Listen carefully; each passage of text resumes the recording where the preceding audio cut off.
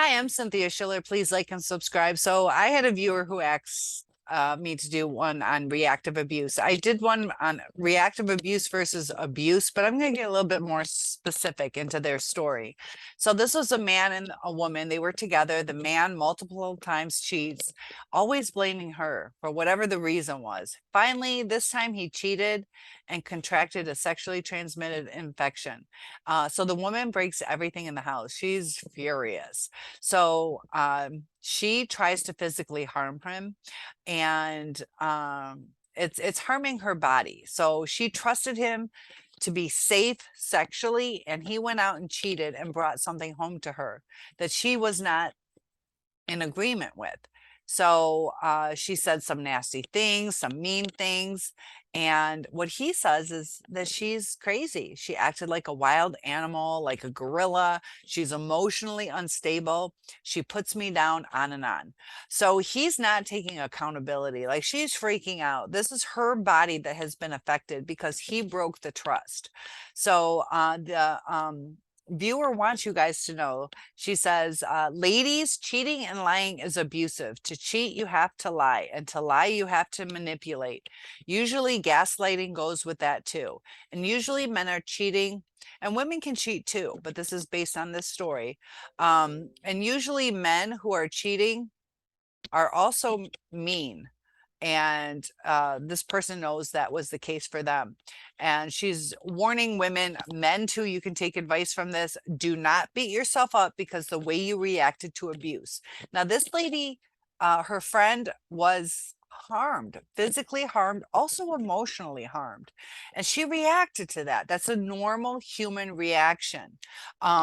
Sometimes we feel guilty that we reacted, but we were abused. And that's what's so crazy about these narcissistic relationships, is we feel bad. Now, sometimes we have something that is a deal breaker, like a sexually transmitted disease, get somebody else pregnant, whatever your boundaries are, but it's toxic.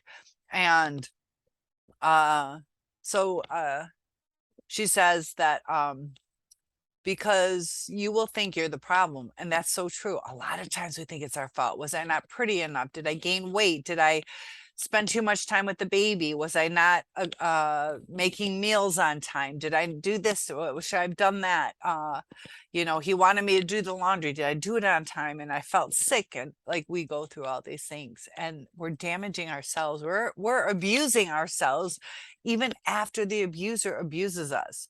So she continues on, you're not the problem. When someone is continually being mean to you, cheating and lying and not appreciating you, then you snap, which is a human reaction. You can only take so much. And continues on, and start behaving ugly with them. It's not your fault. That's called reactive abuse.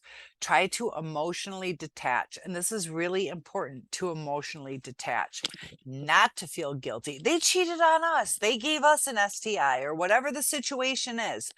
They're the ones who abused us, and we're adding on to that abuse. That reactive abuse is, we feel guilty for how we reacted because that's out of our character. But when we stay in these relationships, we're acting out of character. We're losing ourselves, and that drives us crazy. And it gives us guilt, and it gives us all these negative feelings. And that's how we're going to start living our lives. We're going to start abusing our friends in a sense. We're going to be a dismissive.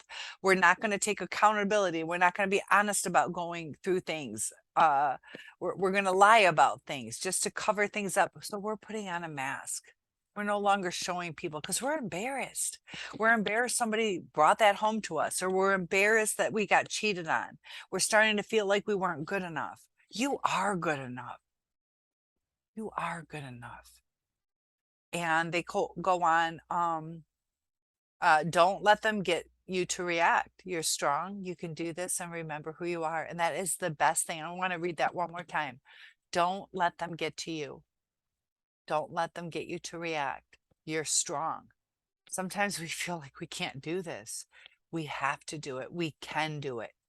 And remember who you are. And they talk about the love bombing stage where there's mirroring. You fell in love with yourself. You fell in love with yourself. That's when you were experiencing you and the love that you could give. That is you. Love yourself and you'll get back to that euphoria. So I thought that was a really great post. And I think she has one more comment if I remember.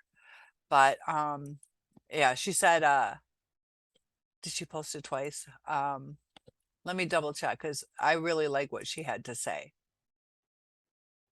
Yeah, she does. Uh, it's pretty much the same thing. But yeah, so they don't take accountability. He's saying that she's crazy. Well, yeah, we're reacting crazy because some sexually transmitted diseases are deadly. Some of them can cause infertility. Some of them, now we got to tell our next partner. Some of them are lifelong, like herpes and AIDS or HIV. We have to tell a new person, and that's hard to do. We're trying to be honest, and now our whole life is changed because we trusted someone. Some you can take care of at the doctors. Definitely, if you find out somebody's cheating, definitely get yourself tested. It's very important. Some of them don't have symptoms. Some of them do. If you guys would like, I've been to nursing school. I can do some research on top of that. If you guys would like more information on STIs, sexually transmitted infections, sexually transmitted diseases, I will do that upon request. I'm not going to do that unless you guys request it. But reactive abuse, that's us acting out of character. And we start having guilt. We start wondering who we are, and it's transforming our personality. And we need to hold on to who we are. We need to hold on to who we are, get back to who we are. We need to readjust our brain waves, undo this brain damage. Are we going to be the same? Unfortunately, we're never going to be completely whole as we were, but we can rebuild and build into a better person. So take the pieces that you have, put them back together, and then add to it.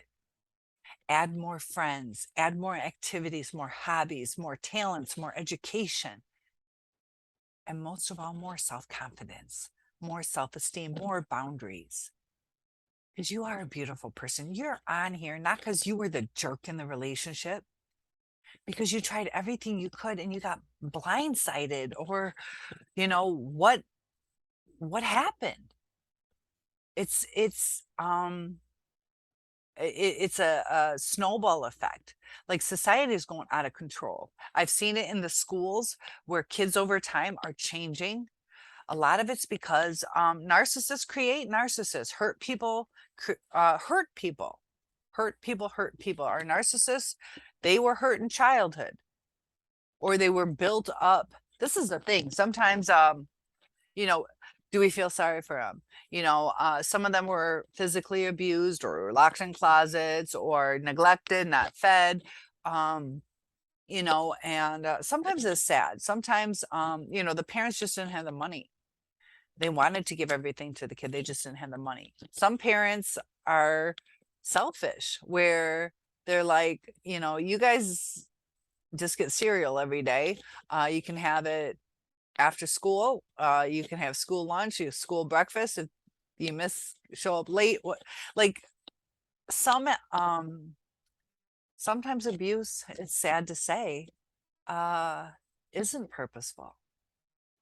Sometimes we talk about like neglect, and there's times like finances are tough, and kids need their parents, and there's times that the parent has to work 3 jobs sometimes, but hopefully that parent can get that kid in like a good daycare, or grandma or grandpa or whoever's going to care for the person, to provide the love. We need love to survive, and the kid needs that love. Love is consistent, love is patient, love is kind, love is not boastful. Love is difficult too, because there's 2 people involved, and we all have needs, but there's compromises, there's sacrifices. And I had mentioned, I I'm exhausted. I had a surprise meeting at school. So I wanted to get more into where I heard that there was 1/3 of narcissists aren't able to compromise. And that's how relationships work. As a parent, we have a duty to take care of our kids, but we also have a duty to provide for them.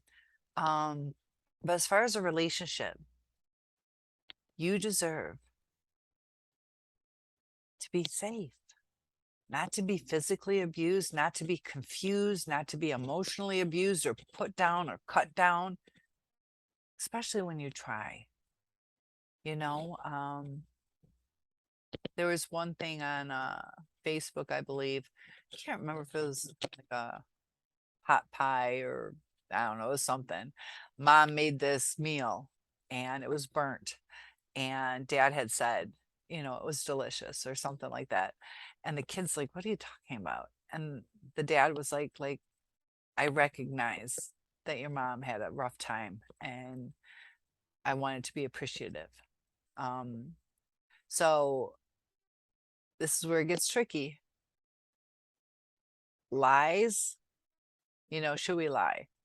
Um, Mom, that she's not thinking that she's uh a top chef, but he was saying that, the meal was fine. The meal was fine. And he did that to comfort her. He didn't do it to hurt her. And that's where it's hard because lies, even that lie, can sometimes make her feel like, yeah, I'm the best cook in the world. So sometimes good intentions turn wrong. Um, that's the hard part in relationships. So if you are in that situation, like that's a sweet story, but for it to be the healthiest, the dad should have said something like, I know you had a bad day and I just appreciate that you cooked and it's just fine. It's fine. As opposed to, this is where, when we move on to our next relationship, instead of appeasing, narcissists love to appease. Sometimes narcissists have good intentions, not always. Um, but it goes to the intent. And, I think lies, this is this is just me. Um, we're all trying to survive in this world. We all want to be liked. We all want to be loved. But when it affects somebody's life, that's when it should not be done. The a lie. If I'm like, did you pay the mortgage? And they lie, that could affect where I live. I'm going to get foreclosed on. Those lies matter. But if I'm like, oh, do you like my hair in braids today? And they're like, yeah. So it's that big of a deal. But then it can also cause, oh, now I'm wearing my hair in braids every day when I see you, and you're like, you look better with whatever curly hair. But if we say things the right way, we can keep things the healthiest. So as that example, like, oh, your hair looks nice in braids. I prefer it curly, but you're rocking it. You're sporty today. Um, we have to proactively try to really look at what we say to people. And I'm guilty of that too, where I haven't communicated the right way. So I appreciate that viewer's advice, fantastic advice. Reactive abuse is something we're doing to protect ourselves. We are doing that to protect ourselves, but we're also changing ourselves. So I've struggled with walking away because I want to fix it, or I want to handle the situation, or to make them understand how wrong they were. But narcissists will not understand how wrong they were. So we're sitting here talking to them like, I trusted you and now I have this infection, and I need somebody to talk to, but I'm not comfortable and I'm embarrassed, so I can't talk to my friends, and whatever we're saying.